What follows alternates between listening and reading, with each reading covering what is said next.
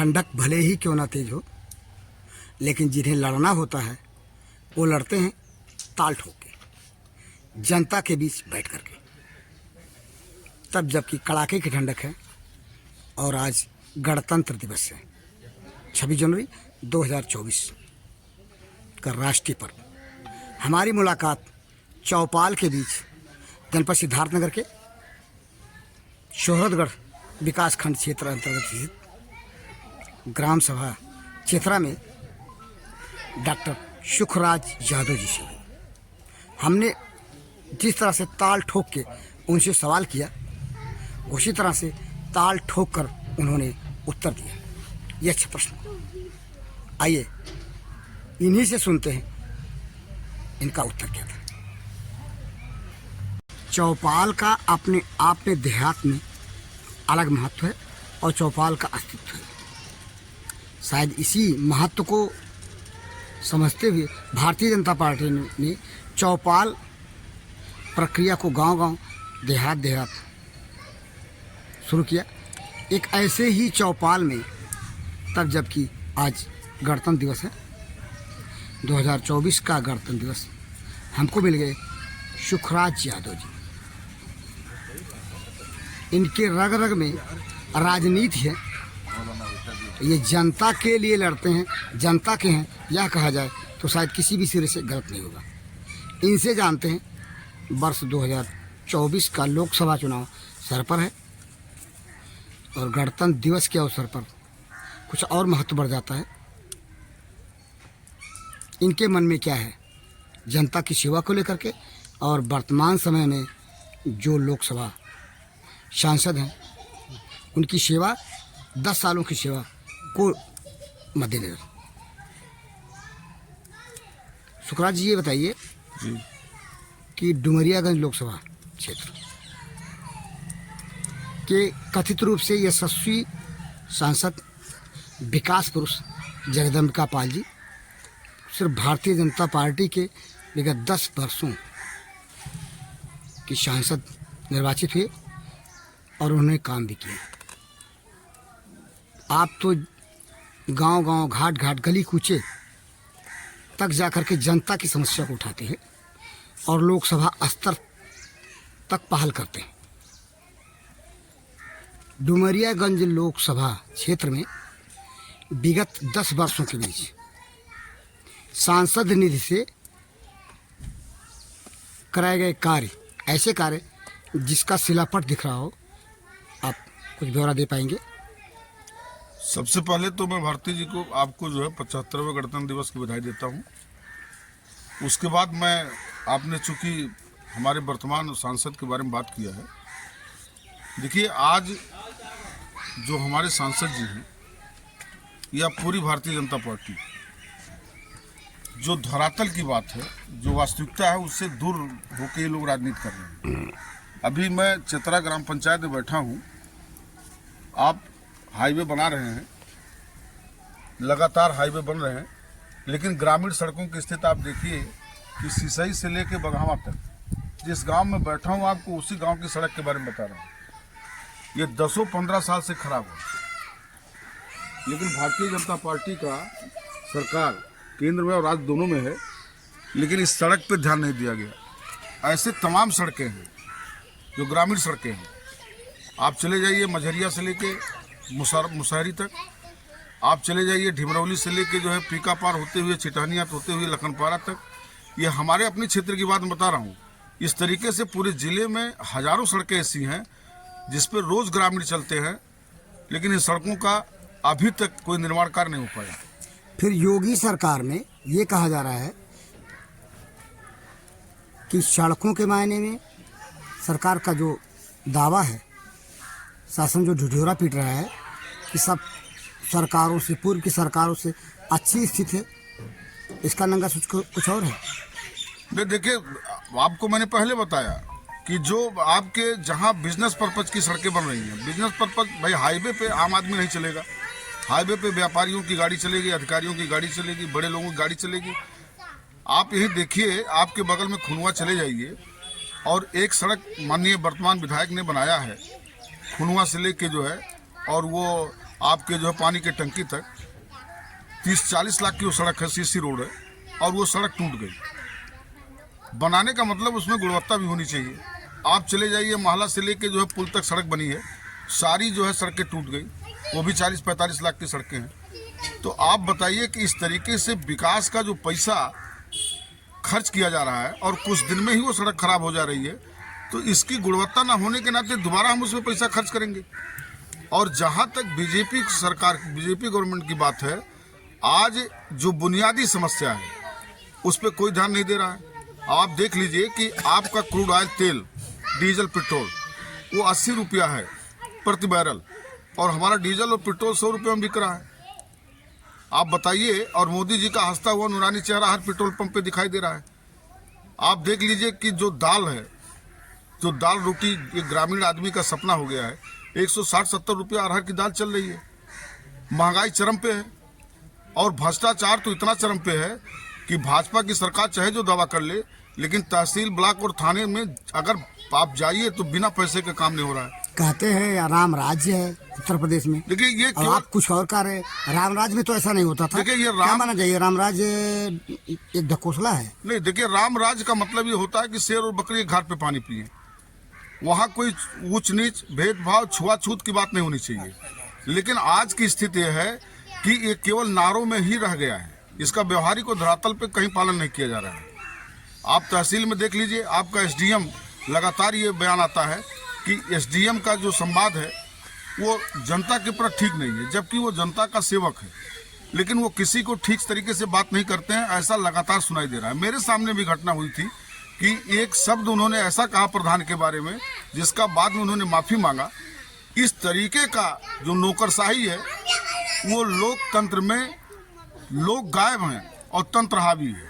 इस तरीके की सरकार ये चल रही है। आपने मोदी जी की बात की, 22 जनवरी, इसी महीने की 22 जनवरी को 2024 को अयोध्या में भगवान श्री राम के मूर्ति की प्रतिष्ठा भव्य मंदिर में, नए भव्य मंदिर में करके जो आकलन किया जा रहा है इस समय, लेकिन की पार्टी सरकार जो कर रही है कि अब तो सब राममय हो गया।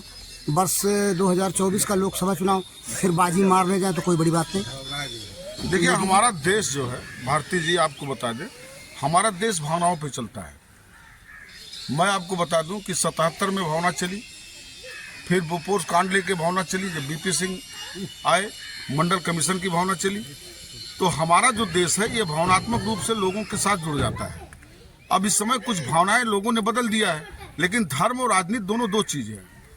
राजनीति में धर्म के साथ अगर राजनीति किया जाए तो ठीक है, लेकिन धर्म ही राजनीति हो जाए ये गलत है। यानी मोदी जी गलत कर रहे हैं। नहीं, अब उसका अगर धर्म का इस्तेमाल करके कोई राजनीति में लाभ ले रहा है तो गलत है। क्या इस्तेमाल नहीं हो रहा है? इस्तेमाल तो होता हुआ नजर आ रहा है। आपसे कि ये देखिए, धर्म मेरे व्यक्तिगत मानने की चीज है, ये हम उसको माने ना माने, लेकिन एक नेता सबके लिए होता है। हिंदू, मुस्लिम, सिख, ईसाई सबके लिए होता है। अगर मोदी जी ने राम मंदिर का वहाँ प्राण प्रतिष्ठा किया तो मोदी जी को मस्जिद की भी नींव की ईंट रखनी चाहिए, क्योंकि ईश्वर अल्लाह तेरो नाम सबको सरमत दे भगवान।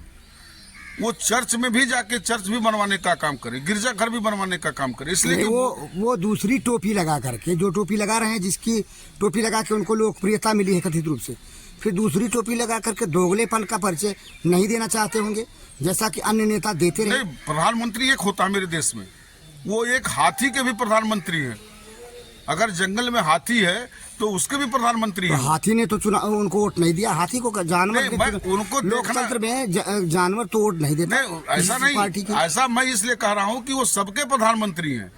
देश के हर वर्ग, हर मजहब, हर धर्म संप्रदाय के जो है प्रधानमंत्री हैं। यदि ऐसा होता तो एक रंग में रंगे क्यों दिखाई देते? ये देखिए, ये दोहरी राजनीति है। दोहरी राजनीति मतलब जनता जिसको पसंद करे वो राजनीति आज हो रही है। जनता को वास्तविक समस्या से लोकतंत्र में जनता की आवाज को सुनना, जानना, समझना, उसकी पसंद को मानना हर किसी नेता का दायित्व होता है। नहीं, देखिए आज हमारी जनता को एक तरीके से अपाहिज बनाया जा रहा है। हमारे यहाँ अम्बेडकर ने कहा था कि अगर आप हमको खोजेंगे तो किताबों में पाएंगे। तो आज आप शिक्षा व्यवस्था देख लीजिए, आज जितने भी सरकारी कॉलेज हैं वहाँ स्टाफ की कमी है। हमारे यहाँ एक बगल में हमारे बाजार में एक जनता इंटर कॉलेज है, जहां 40 स्टाफ होते थे आज 5 स्टाफ हैं। सरकार जो है वो शिक्षा का एक व्यवसायीकरण करके जितने बड़े बड़े नेता हैं उनके विद्यालय चल रहे हैं, और जो सरकारी कॉलेज हैं वहाँ अध्यापकों पे ध्यान नहीं दिया जा रहा है। विपक्ष क्या कर रहा है? विपक्ष मर गया। देखिए विपक्ष जो कमजोर है, देखिए विपक्ष जो कमजोर है उसका कारण ये कुछ संगठित नहीं है। संगठित ना होने के नाते भाजपा को उसका लाभ मिलता है। भाई मोदी अगर 50% 40% वोट पा रहे हैं तो 60% वोट विपक्ष में जा रहा है, लेकिन विपक्ष के वोटों का बंटवारा होने का लाभ बीजेपी को मिल जाता है। ऐसा क्यों हो रहा है? ऐसा इसलिए हो रहा है कि सबके स्वार्थ हैं। और फिर स्वार्थी होने के नाते विपक्ष के बाजी उन्हीं के हाथ लगेगी। देखिए जब हम एक होके नहीं लड़ेंगे और त्याग की भावना से नहीं लड़ेंगे, जनहित के मुद्दे को लेकर नहीं लड़ेंगे, तो निश्चित है कि अगर आप कई भागों में बढ़ जाएंगे तो बीजेपी को उसका लाभ मिलेगा। ऐसा क्यों कर रहे हैं? क्या ये नेता लोग विपक्ष के इतने बुद्धिजीवी नहीं है, इतने समझदार नहीं है? इसलिए नहीं वो ऐसा कर रहे हैं, इसलिए कि सबकी अपनी अपनी ईगो है। और कब खत्म होगा? अगर नहीं खत्म होगा तो फिर अगर अब वही होगा जो खत्म करना उनकी जिम्मेदारी है। अगर वो नहीं खत्म करेंगे तो फिर विपक्ष में उनको बैठना पड़ेगा। आप भी तो विपक्ष के एक नेता हैं। नहीं, हमारा सुझाव हम सुझाव दे सकते हैं, हम सुझाव दे सकते हैं। हम वहाँ उनके कमेटी में नहीं बैठते हैं, जो उनकी कार्य समिति उसमें नहीं बैठते हैं, लेकिन मैं सुझाव दे सकता हूँ कि आप संगठित होकर चुनाव लड़ेंगे तो भाजपा को आज आप डाउन कर सकते हैं, अन्यथा आप भाजपा को डाउन नहीं कर सकते। आपकी आवाज नकार खाने में तूती की आवाज समझी जाए विपक्ष में, ये मानते हैं आप? नहीं, मैं सुझाव दे सकता हूँ। नहीं, वही सुझाव। अब वो माने ना माने उनके ऊपर निर्भर करता है भाई, चूंकि वो बड़े नेता हैं। हाल ही में केंद्र प्रदेश सरकार द्वारा विकसित भारत संकल्प यात्रा के तहत कई कार्यक्रम किए गए, जिसमें केंद्र प्रदेश सरकार की योजनाओं की जानकारी दी गई। तो क्या धरातल पर वह योजनाएं लोगों को नजर आ रही हैं, लाभ मिल रहा है? ये सीधे आप ये समझ लीजिए कि विकसित भारत संकल्प यात्रा जो चल रही है ये केवल बीजेपी का प्रचार का एक माध्यम है, और वहाँ जो शोषण हो रहा है प्रधानों का, जितना पैसा इन्वेस्ट हो रहा है वहाँ उस कार्यक्रम में, उसका कहीं भी किसी जनप्रतिनिधि द्वारा उस पैसे का बियर नहीं किया जा रहा है। प्रधान के ऊपर उसको लोड डाल दिया जा रहा है। आज प्रधान इस कार्यक्रम से दुखी है। एक कार्यक्रम पे 25 से 30 हजार रुपया उसका खर्च होता है। अब आप बताइए कि वो पैसा वो कहाँ से लावे? प्रधान संगठन के जिलाध्यक्ष का स्टेटमेंट है कि उन पैसों का खर्च राज्य वित्त से होगा, प्रधान के निधि का एक खाता। ऐसा कोई शासनादेश आ जाए तो अच्छा है, लेकिन अभी तक कोई शासनादेश नहीं आया है। आप पैसा शासनादेश पे खर्च कर सकते हैं, चूंकि आपका निजी पैसा नहीं है। ये केवल कहने की बात है। अगर शासनादेश आएगा तब उस पैसे को आप खर्च कर सकते हैं। नेताजी, अब आप जैसे व्यक्तित्व के राजनीति करने वाले लोगों की बात करें, आप किसी पार्टी के होकर नहीं रहे, लेकिन आपका जनाधार जनता के बीच है। इसका अंदाज़ा इसी से लगाया जा सकता है कि आप जिला पंचायत सदस्य के रूप में जितनी बार चुनाव लड़े, बाजी अधिकांश आपके हाथ लगी। आपके जनता के बीच कायम रहने का राज क्या है? देखिए, नेता का इसमें आपका भी सहयोग है, और नेता का पहला फर्ज होता है कि अगर वो राजनीति में सफल होना चाहता है तो जनता के बीच में बना रहे। ये पहला उसका जो है कदम है। मेरी कोशिश होती है कि मैं जनता के बीच में हमेशा बना रहूं, और अपने व्यक्तिगत अपने मित्रों के साथ, समर्थकों के साथ जनता की समस्या को ले जाके अधिकारियों के बीच में रख के, और संभवतः किसी की सरकार हो तो अधिकारियों द्वारा मेरी बात सुनी जाती है, और चरित्र का राजनीति में बहुत बड़ा लाभ मिलता है, जो मैंने अभी तक चरित्र में अपने कहीं जो है गंदा होने का काम नहीं किया। आपने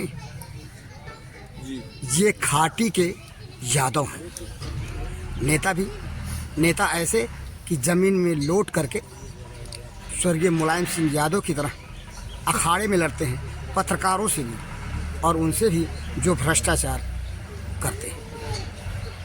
इन्होंने जो कुछ दो टूक बेबाक उत्तर दिया, यह प्रश्न के द्वारा किए गए सवाल का काबिल तारीफ। इनके इस साक्षात्कार के साथ इनकी घंटी भी बज गई, यह बात दीगर है। इस प्रश्न के लिए मैं बी पाल भारती।